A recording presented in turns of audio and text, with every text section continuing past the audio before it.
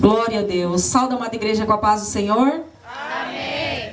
Motivo de muita alegria, né, meus irmãos? Estarmos mais uma vez na presença desse Deus maravilhoso, que tem nos concedido essa oportunidade. Quero agradecer primeiramente a Deus pela oportunidade, depois ao pastor Júnior e à missionária Érica, pela confiança e pela oportunidade de estar trazendo a palavra para a igreja nessa noite. A palavra nessa noite, meus irmãos, se encontra no livro de Salmos, número 126. Salmos 126. Glória a Deus, aleluias. Salmo 126.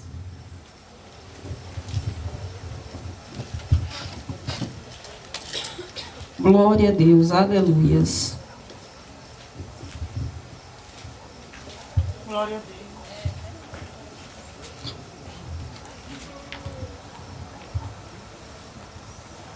Quando o Senhor trouxe do cativeiro os que voltavam a Sião, estávamos como os que sonham. Então a nossa boca se encheu de riso e a nossa língua de cânticos. Então se dizia entre as nações: grandes coisas o Senhor fez a estes. Grandes coisas o Senhor fez por nós, e por isso estamos alegres. Faze-nos regressar outra vez do cativeiro, Senhor, como as torrentes do Neguebe. Glória a Deus, meus irmãos, só até aqui. Pode sentar, glorificando o nome do Senhor. Glória a Deus, aleluias. Louvado seja o nome do Senhor. Enquanto eu meditava nessa palavra, que essa palavra ela já veio para o meu coração na segunda-feira de manhã, Salmo de número 126, o Senhor ele me deu um tema. E o tema da mensagem de hoje é reconstruindo em meio ao caos. Glória a Deus. E nós vamos falar um pouco sobre o livro de Salmos. O livro de Salmos é um livro de canções. E se eu pudesse dar um exemplo para a igreja de como é esse livro, eu diria que é como se fosse um CD. Com 150 canções. Ele tem subdivisões e tem diversos autores. Mas a maioria dos salmos eles são da autoria de Davi. Tem também diversos outros compositores e alguns salmos que não têm autoria, sem autoria. E para que a gente venha entender um salmo, a gente tem que entender o sentimento de quem escreveu esse salmo.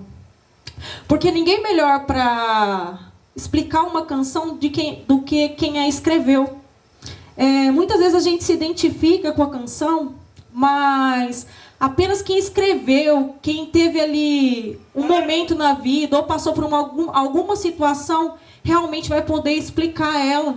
E quando a gente sabe o real motivo da canção ter sido escrita, a gente a entende plenamente. E aqui nós vemos que o Salmo de número 126, ele está fazendo referência à volta do cativeiro babilônico, que é exatamente um processo da reconstrução que Israel ele vai viver. E também nós vemos que foi Deus quem autorizou esse cativeiro. No capítulo 25, do livro de Jeremias, nós vemos que o profeta, ele profetizou que a Babilônia ela conquistaria Israel. E por que Deus ele autorizou esse cativeiro? Porque o povo ele sempre estava se desviando dos caminhos de Deus. Sempre estava buscando adorar outros deuses e desviando da vontade de Deus. Então ali Deus ele disse ao profeta Jeremias que profetizou aquele povo que eles seriam levados em cativeiro pela Babilônia e que esse cativeiro ele duraria 70 anos. 70 anos, que esse povo eles ficariam ali no cativeiro por 70 anos. Então o povo, quando eles foram cativos, o cativeiro da Babilônia foi um cativeiro muito doloroso para o povo de Israel. Porque quando a Babilônia ela entrou ali em Israel, além dela levar o povo cativo, eles destruíram toda a cidade. Eles destruíram toda a cidade de Judá, eles destruíram o templo, levaram ali as coisas do templo, levaram para o templo dos deuses deles. Então as pessoas que foram ali levadas por esse cativeiro, elas foram sem esperança. Tanto que nós vemos que no livro do profeta Ezequiel, no capítulo 37, no versículo 11, Deus ele compara o povo de Israel com um vale de ossos sequíssimos. Porque aquele povo eles estavam sem esperança, é como se fossem ossos secos. Eles não tinham mais esperança. Eles se entristeciam, eles estavam muito tristes. E por conta disso, eles estavam tão tristes que eles não acreditavam de que esses 70 anos passariam e que eles retornariam para a terra deles. Mas o mesmo Deus que levou a nação de Israel para o cativeiro é o Deus que determinou o tempo que aquela nação ela ficaria naquele cativeiro. Aleluia. 70 anos. E o cativeiro ele teve fim. Aleluia. Ele teve fim. E esse povo, eles tinham uma palavra, que era a palavra do profeta Jeremias, de que o cativeiro duraria 70 anos. Só que a dor e a tristeza era tão grande que eles não se apegavam mais a essa palavra. Que simplesmente eles já estavam apegados à dor e à tristeza e o sentimento do coração deles. Só que esse cativeiro, ele chegou ao fim. No livro de Isaías, capítulo 45, o profeta Isaías, ele profetizou que Deus ele ungiria Ciro para livrar Israel da mão de Nabucodonosor, rei da Babilônia. Aleluia. E o que eu achei muito bonito, lendo o capítulo 45, onde fala que Deus usaria Ciro para poder libertar o povo de Israel, está no versículo 4, na parte B, o que Deus diz sobre Ciro. Embora você não me conheça, eu lhe dou título e honra. Deus usou Ciro para libertar o povo de Israel, mesmo Ciro não sabendo quem era Deus. O que nós aprendemos com isso? Que mesmo que as pessoas elas não conheçam Deus, mesmo que elas não temam a Deus, Deus vai usá-las para que as promessas dele se cumpram. A pessoa ela não precisa conhecer Deus, ela não precisa crer em Deus, mas se Deus quiser usar ela, nada pode invalidar a promessa de Deus. Ela vai ter que fazer. Se Deus quiser usar ela, vai ter que fazer. Então Ciro ele foi ali ungido, como o profeta Isaías havia profetizado no capítulo 45. E Ciro libertou o povo de Israel do cativeiro babilônico, colocando assim um cântico novo na boca do povo de Israel. E esse cântico é o Salmo 126 que nós acabamos de ler.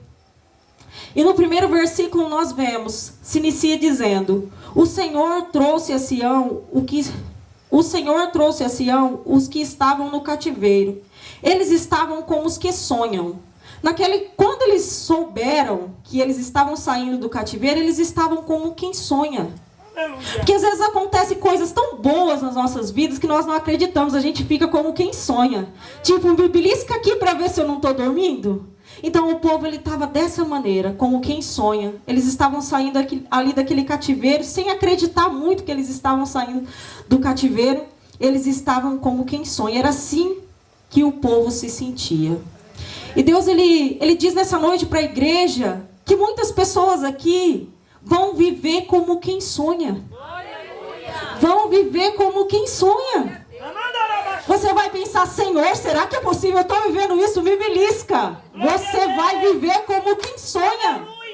Deus ele tem uma palavra e ele tem uma promessa para você, assim como ele tinha para esse povo de Israel. O cativeiro era 70 anos. Não ia ser 71 não, meus irmãos. É 70 anos e pronto. Quando Deus diz acabou, acabou. Nada e nem ninguém pode invalidar a promessa e a palavra dele. Se Deus prometeu, ele cumpre. Glória a Deus, aleluias. Aí nós vemos aqui no versículo de número 2 que diz: Então a nossa boca se encheu de riso e a nossa língua de cânticos. Então dizia-se entre as nações: grandes coisas o Senhor fez a estes. Aleluia! Grandes coisas o Senhor fez a estes. Diziam-se entre as nações. Não era o povo que dizia. Primeiro quem disse foi as nações vizinhas. Quem te conhece de perto e de longe vai ter que reconhecer que grandes coisas o Senhor fez por você. Vai ter que olhar para você e dizer: foi o Senhor que fez por ela. Ah, sabe aquela porta que ela entrou? Foi o Senhor que abriu para ela. Grandes coisas o Senhor tem feito por nós. E é por isso que nós estamos aqui nessa noite. E o povo das nações vizinhas, eles viram grandes coisas o Senhor estava fazendo pelo povo de Israel, quando estava tirando aquele povo daquele cativeiro. Então eles se encheram de alegria e eles cantaram. Eles cantaram em gratidão. Eles cantaram em louvor a Deus. E olha, eu quero dizer nessa noite para que você venha se preparar. Se preparar. Porque você tem aí planejado no teu coração um sonho pequeno. Você tem aí planejado no teu coração uma família xoxinha, mais ou menos. Só que Deus manda te dizer que Ele é grande. E que as promessas dele são grandes, que Ele não planeja nada pequeno para você. Só que você não pode colocar os teus planos debaixo do teu entendimento, daquilo que você pode ver, debaixo das circunstâncias que você vive, não. Nós temos um Deus que é maior do que as circunstâncias que nós vivemos. Aleluia. E aqui Ele vem dizer para nós que nós precisamos viver pela fé. Nós não devemos reduzir os nossos sonhos pelas nossas possibilidades humanas. Nós não devemos. Você sabe por quê, meus irmãos? Porque a fé ela não se move pelo que nós podemos fazer. A fé ela não se move por aquilo que nós podemos fazer. A fé, igreja, é quando o meu braço ele não alcança. Ele não alcança. Mas eu acredito que vai chegar. Porque eu tenho uma palavra. A fé é quando o meu pé ele não tem o chão para pisar. Mas eu acredito que eu vou andar sobre as águas. Porque eu tenho uma palavra. Nós vivemos de promessa e nós vivemos da palavra de Deus. Coisa grande, meus irmãos, que Deus faz não se explica. Você sabe por quê? Se vive. Milagre, ele não tem explicação. Porque se explicar não é milagre. Se tiver explicação, não é milagre. Se tiver explicação, você fez com o teu braço, você fez com a tua mão, você fez com a tua força. Agora, quando é milagre, não tem explicação. Não tem explicação. A gente vive e agradece. E a gente simplesmente diz: obrigada, Jesus. Obrigada, Jesus, por este milagre. Porque só Ele poderia nos conceder. Porque aquilo que nós podemos fazer com a força dos nossos braços, da nossa mão, não é milagre. São feitos que qualquer um de nós poderia fazer. Mas quando é milagre, não. A gente apenas vive e agradece. Apenas vive e agradece. E a gente tem que lembrar que o milagre ele é para a glória de Deus.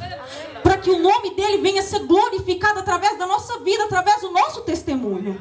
Glória a Deus, aleluia. E aí nós vemos aqui no verso 3 que o povo diz: grandes coisas o Senhor fez por nós. E é por isso que estamos alegres. Aleluia. Aqui o povo de Israel reconhecendo, primeiras nações reconheceram que grandes coisas o Senhor havia feito por aquele povo. E depois o próprio povo de Israel reconheceu que grandes coisas o Senhor fez por eles. Às vezes, quando nós estamos passando por algumas dificuldades, por algumas situações difíceis, nós acabamos nos esquecendo das promessas de Deus. E o povo ali, ele passou naquele cativeiro 70 anos. E por alguns momentos eles acabaram se esquecendo da promessa de Deus. Só que aqui, no verso 3, eles reafirmaram que grandes coisas fez o Senhor por eles. Aleluia. Grandes coisas o Senhor fez por eles. Então eles cantavam e eles salmodiavam, glorificando e exaltando o nome do Senhor. Aleluia. Como forma de gratidão. Então, quando nós vencemos, quando nós rompemos as nossas dificuldades, nós temos que aprender a louvar a Deus, louvar e engrandecer o nome dEle, que vive e reina e que nos concede a oportunidade de vencer diariamente. Aleluia. Se nós estamos aqui, nós já somos mais que vencedores. Aleluia. Muitos gostariam de estar aqui nessa noite, mas não podem. Mas nós estamos aqui. Glória a Deus. Nós estamos aqui para louvar e engrandecer o nome do Senhor. Aleluia. E no verso 4 diz assim: faze-nos regressar outra vez do cativeiro, Senhor, como as torrentes do Neguebe. Glória a Deus, aleluia. O que é essas torrentes do Neguebe? Neguebe é um deserto árido, onde não havia chuva, um lugar feio, sem vegetação nenhuma. Mas, de tempos em tempos, chovia. Uma chuva abundante. E a chuva ela não chovia exatamente em cima daquele deserto do Neguebe. Ela chovia nos altos montes. E elas começavam a escorrer. E sabe qual que é o caminho que a chuva ela escolhia para passar? Escolhia passar no deserto do Neguebe. Aleluia. De repente, a terra seca ela ganha vida. No lugar onde todo mundo falava, não vai ter vida. Não pode nascer uma flor aí. No lugar onde todo mundo falava, aleluia, não vai ter nada de bom. De repente nasce uma plantação. Glória a Deus. O que o povo de Israel, eles diziam aqui, é que assim como Deus ele fez com o deserto de Neguebe, que ele viesse fazer com eles. Porque eles olhavam para a cidade deles, eles olhavam para Judá e estava tudo destruído. O templo estava destruído, a cidade estava destruída, estava em ruínas.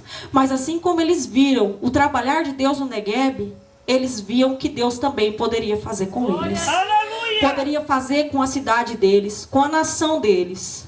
Então eles creram porque eles já haviam contemplado. Aí eles estão dizendo, se o Senhor pode fazer com o Neguebe, também pode fazer com a nossa vida. Deus, ele tem o poder de restaurar, de reconstruir. Sabe, meus irmãos, construir é muito mais fácil do que reconstruir. Porque quando você pega uma construção do zero, é muito mais fácil. Agora, quando você tem que reformar alguma coisa, sempre fica faltando alguma coisa. Você vai medir, está faltando ali uns centímetros. Está ali o nosso diácono Wesley, que não me deixa mentir nessa noite. A reforma, ela é muito mais difícil do que a construção.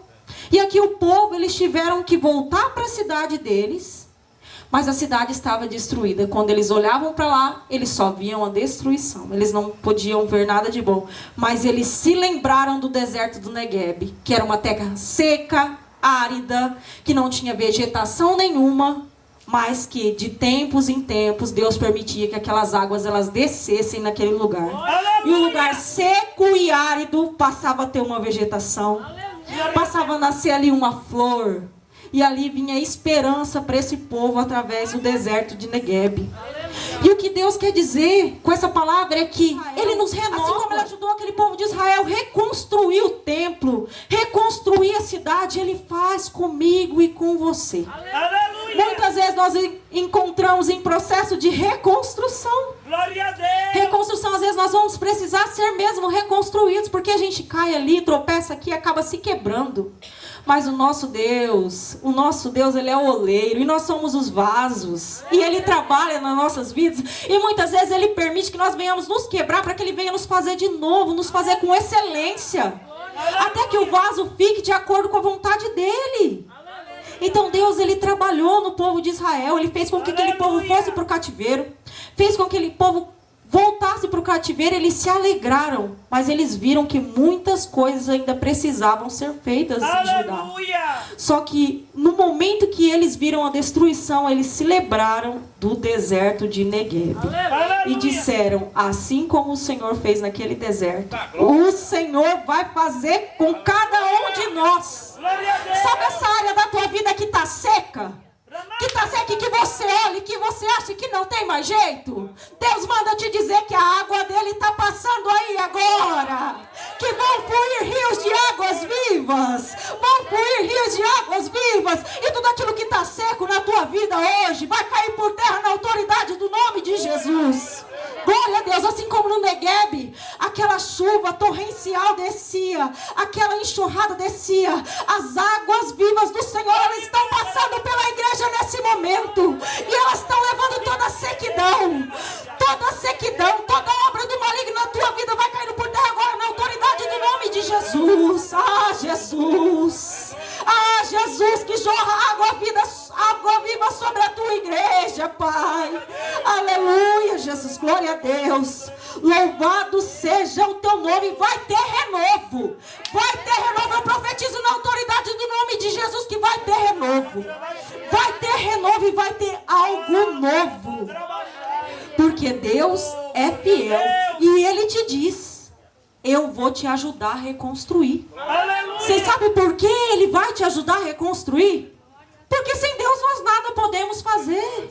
Com a força dos nossos braços, quando a gente entende que sem Deus nada nós podemos fazer, nós vemos que a força do nosso braço é tão pequena, que nós passamos a confiar plenamente em Deus. A gente vê que a gente não pode fazer nada. Eu estou pregando pra gente aqui hoje que é frequentador de culto, mas que há muito tempo perdeu a sua forma original. A Babilônia, o cativeiro, ele fez com que você se perdesse. Ele fez com que você se quebrasse. Quebrou um tijolo aqui, levou um objeto de ouro ali, e aí a pessoa ela acaba perdendo a forma original. Acaba perdendo a sua forma original. Só que Deus, Ele diz através da boca do do profeta Ageu. E é muito lindo o que ele diz. Ele diz: fica tranquilo, porque minha é a prata e meu é o ouro. E o que Deus está dizendo é que todo recurso que você precisa para construir os projetos que Ele te deu, eles não vão vir das suas mãos. Eles vão vir das mãos de Deus. O que Deus estava dizendo para o povo de Israel é para que o povo não se preocupasse com a destruição, para que o povo eles não se preocupassem com ouro, não se preocupassem com prata, porque Ele é o dono do ouro, Ele é o dono da prata. E o que Ele estava dizendo é: a provisão vem das minhas mãos e não das suas. Por que você se preocupa? Por que você tem se preocupado? A provisão é de Deus. A provisão é dele. Ele te deu o projeto. O projeto parece grande, mas a obra é dele. Foi ele que deu e é ele que vai prover. É ele que vai prover. E ele manda te dizer nessa noite: não diminua os seus sonhos. Não diminua os seus sonhos. Porque você serve um Deus que não tem circunstâncias para trabalhar. Ele não trabalha com as nossas circunstâncias humanas. Ele não olha para as nossas possibilidades. Não, muito pelo contrário. Sabe quando tudo parece impossível? É aí que Ele faz. É aí que Ele trabalha, desde que você tenha fé. De entender que o teu braço não alcança, mas você vai chegar porque você tem uma palavra. Desde que você tenha fé para entender que o teu pé não tem um chão para pisar, mas que você vai andar sobre as águas, porque você tem uma palavra. E o que Deus está dizendo nessa noite, e Ele também disse para o povo de Israel, é que nós não devemos ter medo. Nós não devemos ter medo. Nós não devemos temer. E nós devemos crer nas promessas dEle. Sabe o que Ele diz nessa noite? A glória da segunda casa será maior que a da primeira. A glória da segunda casa será maior. Será maior. Eu profetizo em nome de Jesus que a glória da segunda casa será maior que a da primeira. Não temas, porque Ele está contigo. Não temas, porque Ele é teu Deus. Não diminua os teus sonhos. Não diminua os teus projetos. Ele deu. Ele vai te capacitar. Ele vai te usar através desse projeto. Às vezes você olha para o projeto é maior do que você. Aleluia! Jesus, é maior do que eu esse projeto. Esse projeto ele não condiz com a minha vida financeira. Dele é o ouro. Dele é a prata. Então que nós não venhamos nos preocupar com as nossas circunstâncias, que nós não venhamos olhar para as nossas possibilidades, mas que nessa noite nós venhamos olhar para o grande. O grande. O grande está aqui, eu posso sentir a presença dele. O grande ele tem trabalhado aqui. O grande ele tem colocado propósitos nos corações aqui.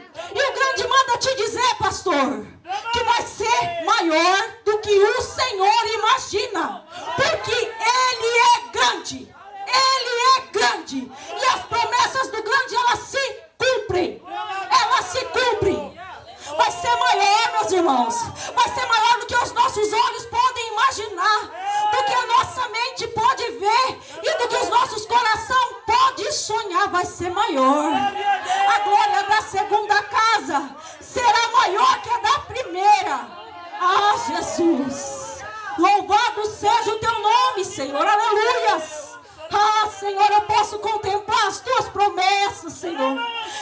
Jesus, essa igreja ela vive de acordo com a tua palavra. E nós cremos na tua palavra e na tua promessa, Pai. E é por isso que nós estamos aqui. E eu convido a igreja para se colocar de pé nesse momento. Você vai se colocar de pé. E você vai profetizar para quem está do teu lado. Que a glória da segunda casa será maior que a da primeira. É para profetizar crendo. Eu creio na palavra profética de Deus.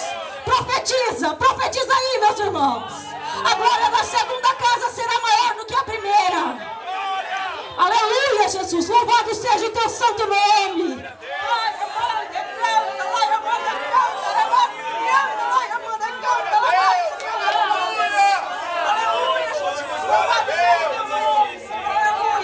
Será maior. Oh, aleluia, Jesus. Jesus, o Senhor é fiel, meu Pai. Glória a Deus. Jesus, tudo está em suas mãos. Tudo está no controle das tuas mãos, Senhor. Que o Senhor venha quebrar toda incredulidade no meio da tua igreja, na autoridade do nome de Jesus, meu Pai. Jesus, a incredulidade tem atrapalhado o teu povo de contemplar a tua graça e a tua misericórdia. A incredulidade, ela tem impedido o teu povo de contemplar, Senhor, a tua provisão.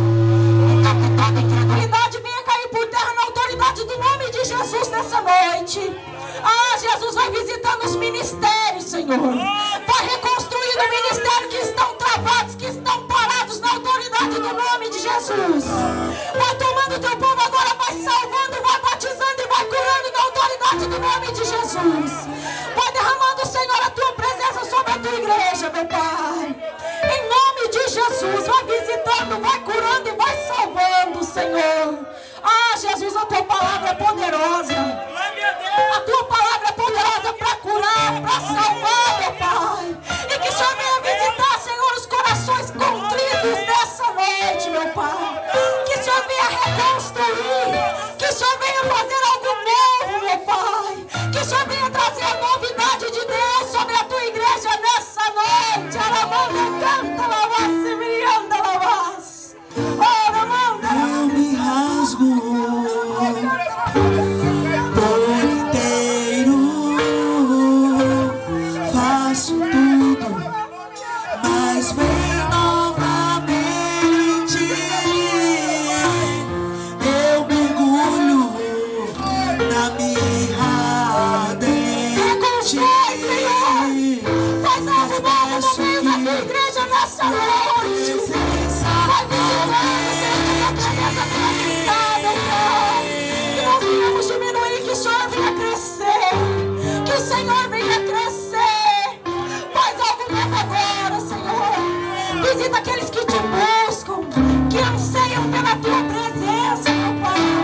Vai vestindo agora na autoridade do nome de Jesus. Jesus. Visita agora, Jesus. Batiza, Senhor. Sara, Senhor, cura, Jesus. Vai curando na autoridade do nome de Jesus. Eu me rasgo por inteiro, faço tudo, mas vem novamente. Eu mergulho na mirra ardente, mas peço que tua presença aumente. E se eu passar pelo fogo, não temerei a tua fumaça de glória. Eu entrarei longe do santo dos santos, não sei mais viver